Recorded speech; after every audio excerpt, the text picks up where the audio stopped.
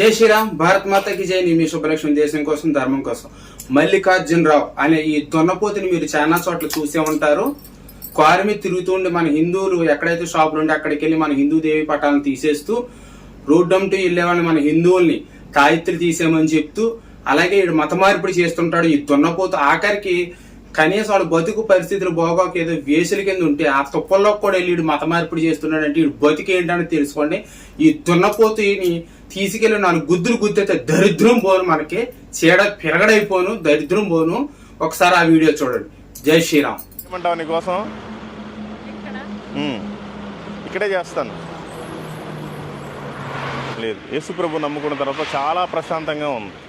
యేసుప్రభు ఒక గొప్ప దేవుడు, ఆయనే మనకి రక్షకుడు. ఆయన తప్ప ఇంకెక్కడ రక్షణ లేదు.